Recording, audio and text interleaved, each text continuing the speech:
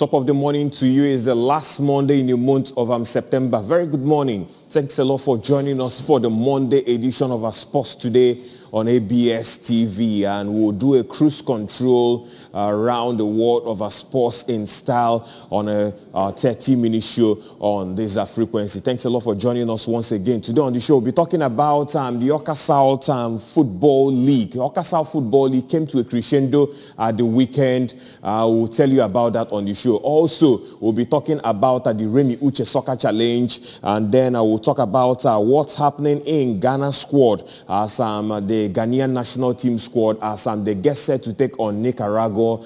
Player in the person of the Arsenal player in the person of Thomas Partey is now back to London. He was injured. Also on the show, we'll tell you about what's happening in Zambia. The Zambia Football Association of Zambia. There's a story coming out there as regards female football. And then we'll talk about Eliud Kipchoge in athletics and wind off on the show. Some football news. We'll tell you about Juventus, the player at the Stadium de la Paz in Turin, and the results of the UEFA Nations League. But first, let's start the show right now with our first story on the show, which is on the Wilson FC and Orca South Football League.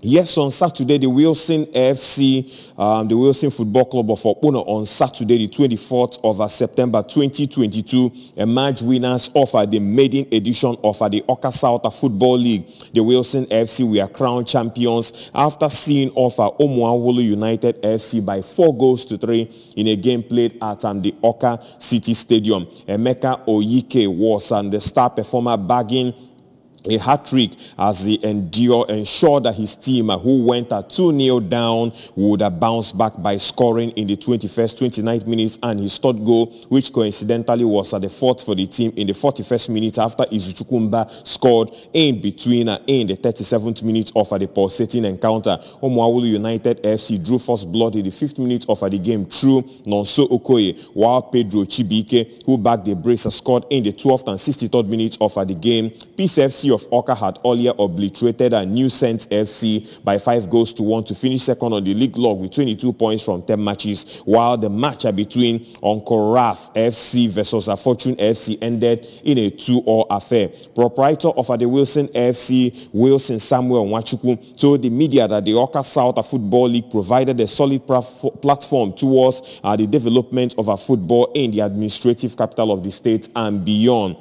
He eulogized his players for their doggedness and fighting spirit displayed during the course of the league, as well as the feat of winning the maiden edition of the Orca South Football League. On his part, the chairman main organizing committee, Chief Anayo Obiako, stated that Orca South Football League has come to stay, as next season will even be more competitive, with many clubs indicating interest to be part of the well-structured league. He congratulated the Wilson FC of Opuna for emerging champions of the league. Also reacting, the chairman, Anambra State Football Association, ANSFA, Chief Chikelu Iluenyosi, commended the organizers for putting up a football league targeted at the grassroots. He urged the football stakeholders to be part of the success story by supporting the Orca South Local Football Council in their quest to produce the next generation of superstars. Chairman of the occasion and PDP candidate for Orca North and South Federal Constituency, Chief Vincent Emeka Igwe, described that the idea behind the football league as fantastic. He expressed his delight to be part of the program, using the instrumentality of football to engage the youth and harness their talent. He also thanked Orca ambassadors and all other sponsors for championing a meaningful cause in the aspect of human capital development. Other dignitaries at the occasion were ex-Rangers and ex-Green Eagles such as Mr. Emma Osigwe, Mr. Ifeanyi Onyedikapo Obiako, football stakeholders such as Nze Obinna Agonwa, who is the sponsor of Dynamite FC of Nibo, amongst others. Individual awards, just like you can see on your screen right now, to deserving players went to Chibike Akabike of Peace FC for the most valuable player of the league, and Emeka Oyike of the Wilson FC, who emerged as the highest goal scorer. We also had Chisom Akwobi of the Wilson FC, best goalkeeper of the league. And it may interest you to know that the Orca South Football League is a football league project of the Orca South Local Football Council for amateur clubs within Orca South and North Territory. And you know the MOC chairman is Mr. Anayo Biako, and the Orca South Local Football Council is being headed by Mr. Chekube Ofili. They are putting up this together, and what a show it has been for 10 weeks of intense football in Orca. And we say congratulations to the Wilson FC of Obono, a club being owned by the proprietor Wilson Samuel Nwachukwu, for ensuring that they started on a good note. What a story it is for them. The Wilson FC winning the maiden edition of the Orca South Football League. Congratulations to the Wilson FC, and we'll look forward to next season to see if they will retain this and continue with more course. Yes, the Wilson FC said apart from the Orca South Football League, that next season they will be involved in other football ventures. So for the moment, to say congratulations to them, and we'll look forward to the season 2 of the Orca South Football League. Away from that, let's go to Onitsha. Let's talk about the Remi Uche Soccer Challenge. Yes, the Remi Uche Soccer Challenge is set to enter the round of 16. Yes, the round of 16, the Remi Uche Soccer Challenge enters the round of 16 this Thursday, the 29th of September, and Friday, 30th of September, 2022. Now, let's reel out the fixtures you are seeing on your screen right now.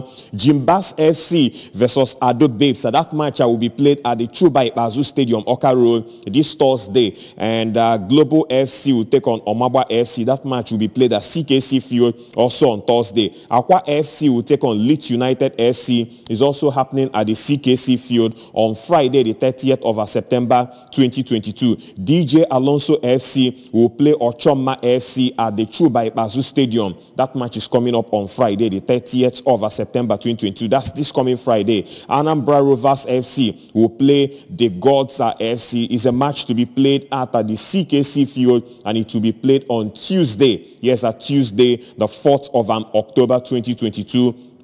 Barak Bombers FC will take on St. Charles Selected FC. The match will be played at the Modebe Field, also on Tuesday, the 4th of October 2022. Oge Gold Multi Global FC is expected to trade tackles with Peace FC, and that match will be played at the CKC Field on Wednesday, the 5th of October 2022. And last but not the least, let's tell you that Unity FC will take on Ozala FA. The match will be happening at the Modebe Field on Wednesday, 5th of October 2022. And the quarterfinals, according to reports are coming through, the quarterfinals will be played on Friday, the 7th of October 2022. Yes, quarterfinal matches will be played on Friday, the Friday, that's 7th of October 2022, and also Saturday, October 10th.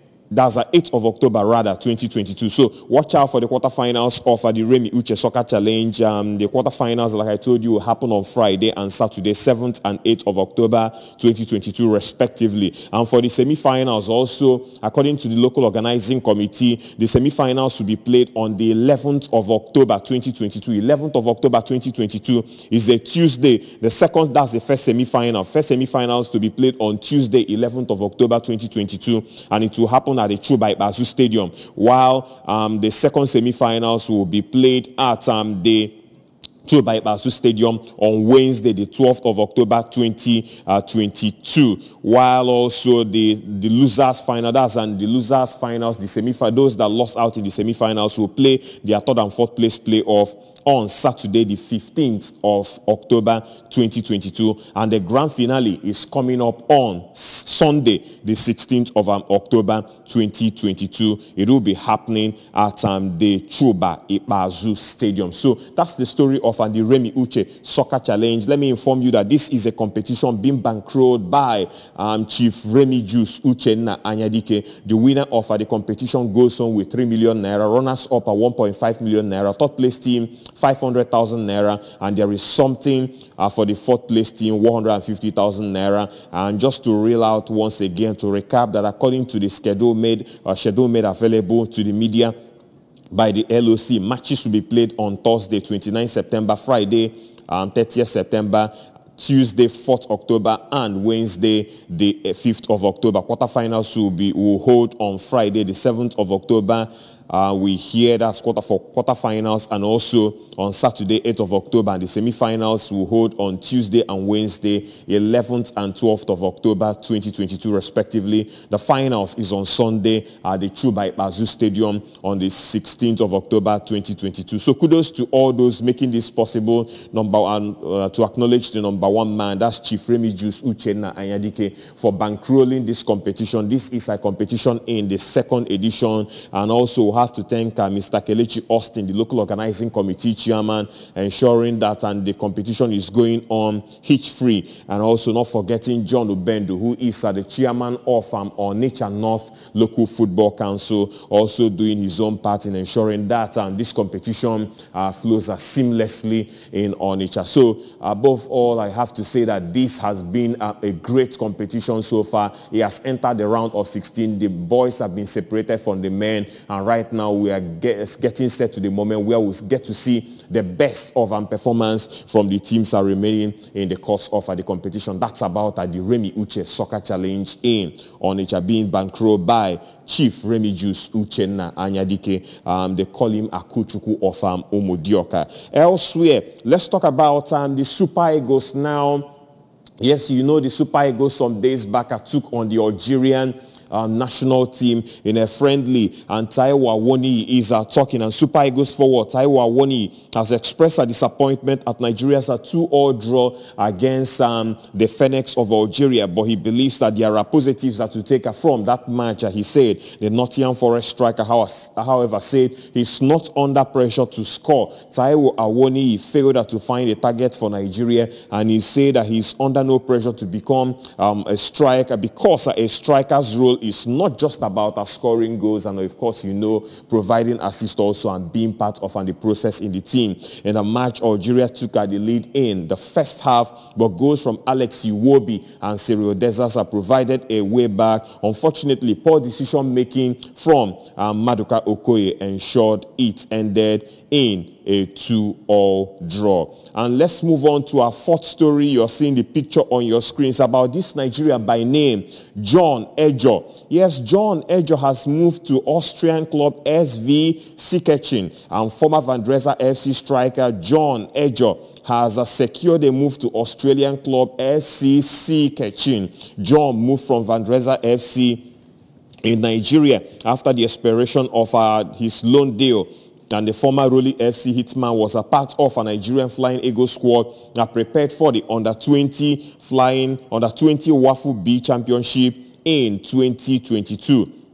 The Nigerian finest forward has been featured in 2 games for his new club at Austrian SV Sikechin, winning 1 game and drawing 1. But the story is that this Nigerian, John Ejo, has signed for this Australian club, and we wish him the very best in his career. Still talking football, let's talk about Ghana national team, and let's talk about this man, Thomas Partey. What a story has been for him. Yeah, Ghanaian Football Association has confirmed that Thomas Partey has been granted permission to fly back to London early. This comes after the influential defensive midfielder, who is on the books of our English giants Arsenal FC, picked up an injury while on national duty with the Black Stars of Ghana. It was during the match against Brazil. The GFA issued a statement revealing that Partey will no longer take part in Ghana's final international break fixture against Nicaragua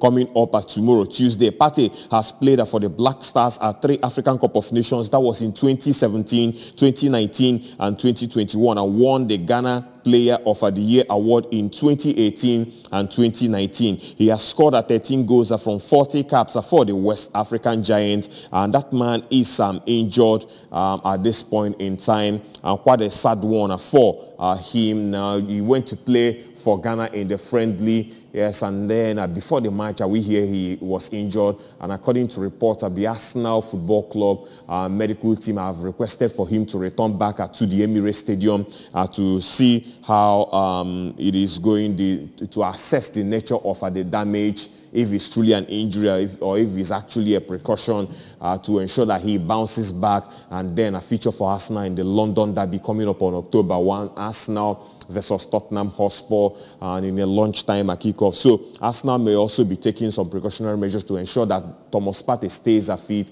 You know, the likes of Neni Mohamed and Neni of Egypt is also out. So Arsenal now have to rely on two defensive midfielders, the person of Granit Xhaka and Sambi Lokonga. I'm meant to say those are the two players they have fit now presently. Partey may still feature, but maybe by Thursday or Friday we'll get more details on the state of his injuries in anticipation of the London derby coming up on Saturday. Away from Ghana, let's talk about Zambia. The Zambian Football Association, the FAZ, has opened an investigation into allegation of sexual abuse in the women's game following various claims on social media. The news comes just 2 months after the highs of Zambia qualifying for the Women's World Cup for the first time in the team's history. FAZ says he has received no official complaint as Siebo has launched an inquiry in a bid. Yes, they've launched an inquiry in a bid to address any possible issues concerning women's football in Zambia.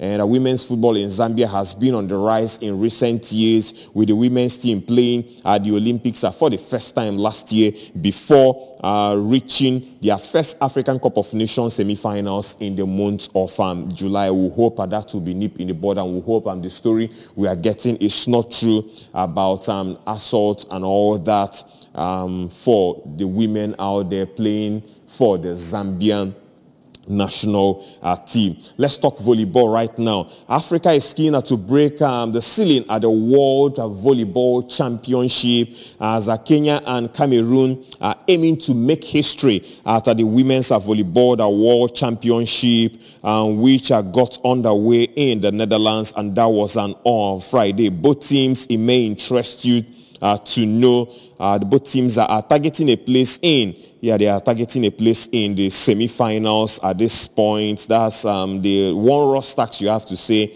Well, both teams are targeting a place in the second round to get through that, and then they can think of getting to the semi-finals of the competition. Something no African side has ever previously managed to do. Yet they are also keen to seize the chance to learn and develop as they come up against the best in the world in the ongoing World Volleyball Championship happening in the Netherlands. And that's the story for volleyball out there. Let's move away from volleyball and talk about athletics. It's all about Eliud Kipchoge. And Eliud Kipchoge has broken his own marathon world record in Berlin. Double Olympic champion Eliud Kipchoge has broken his own men's marathon world record at Sunday's race in Berlin. The 37-year-old Kenyan crossed the line in a time of 2 hours, 1 minute and 9 seconds to beat 30 seconds his previous best set 4 years ago in the German capital city. He had previously taken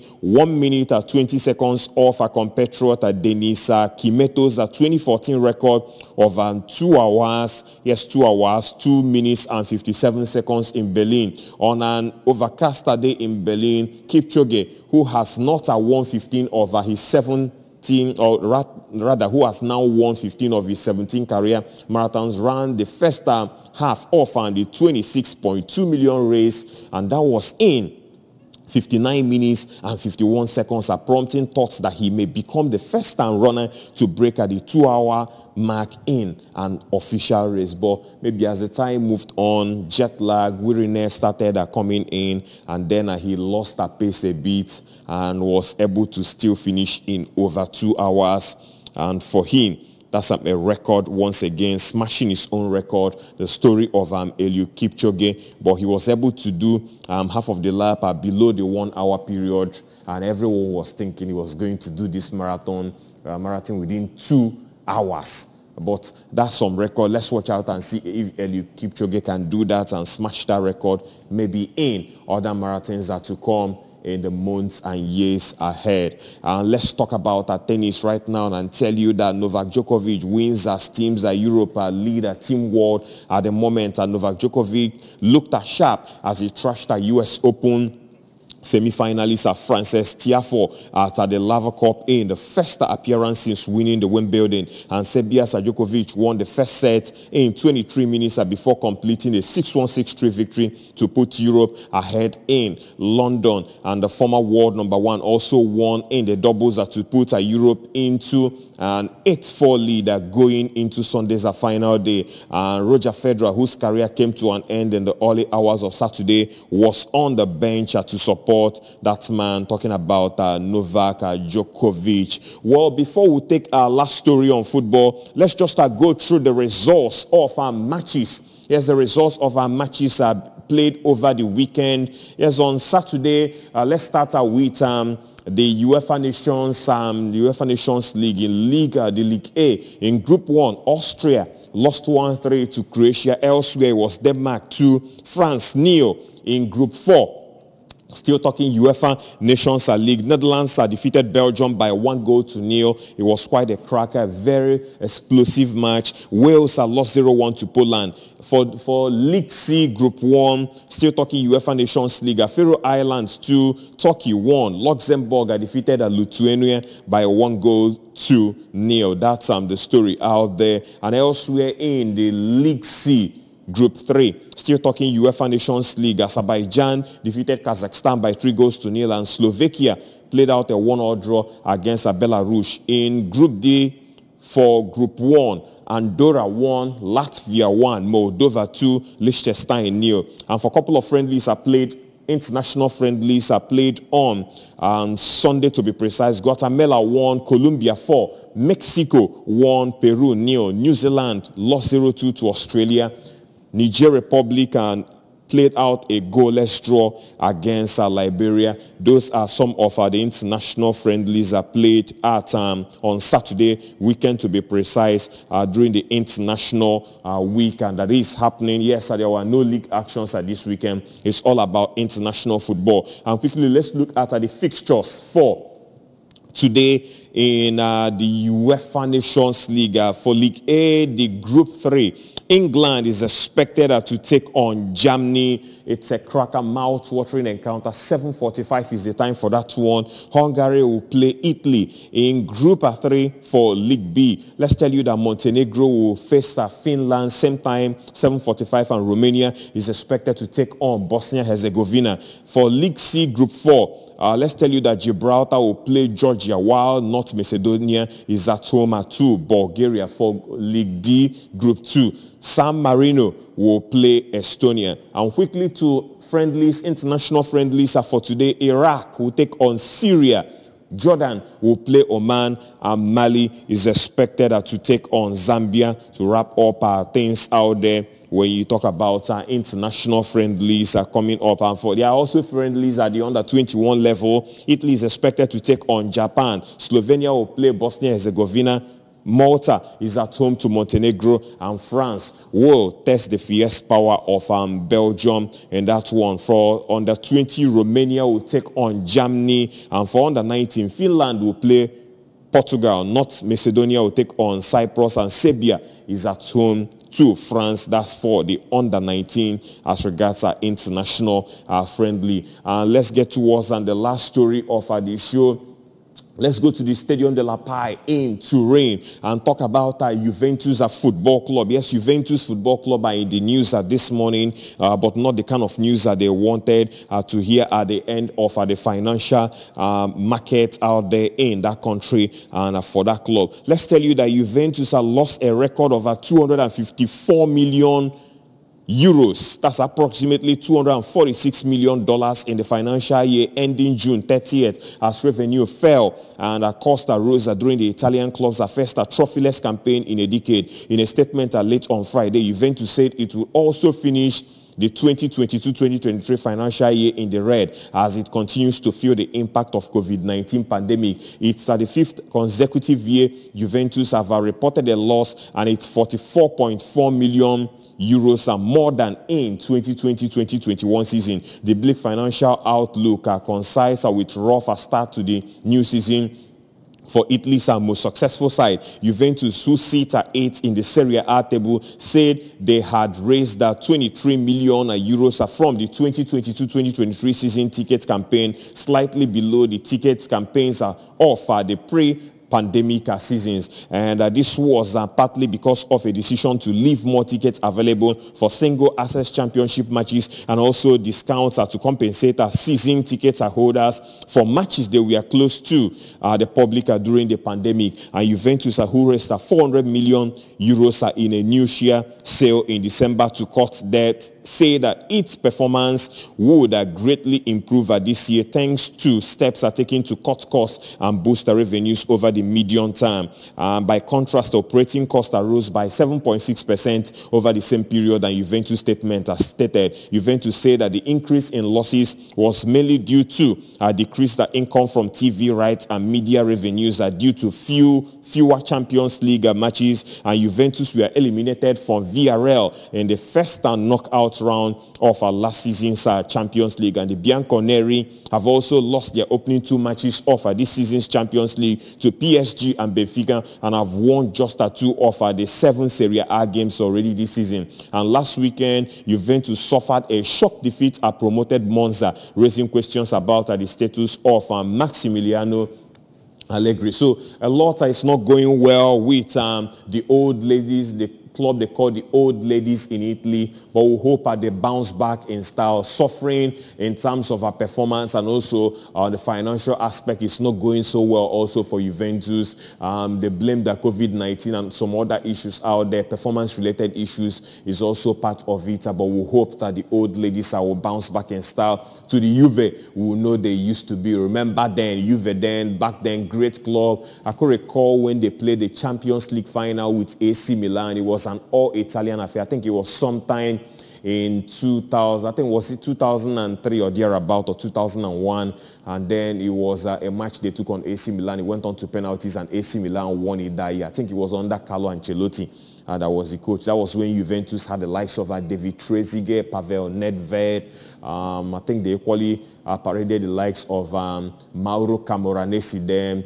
Later Patrick Vieira joined the fray. Then a whole lot of players out there in Juventus, the old ladies, and Gigi Buffon was always in between the sticks there. But a lot has changed since then, and Juve is wearing a new look under Maximiliano Allegri. I hope he goes back to the drawing board and gets them back on track where they ought to be in their game in the Serie A and in the Champions League. They need to improve their game. Having lost to PSG and Benfica, not the kind of starter they wanted, have won only 3 games in 7 Serie A matches, and losing to Monza is quite terrible, you have to say. But we hope Juve will bounce back in style. On that note, that's about the size of the show this morning. Sports Today on ABS TV. Thanks a lot for being part of it. From the entire team, my name is Ike Nwokedi. Have a good Monday and keep sporting. Bye-bye now.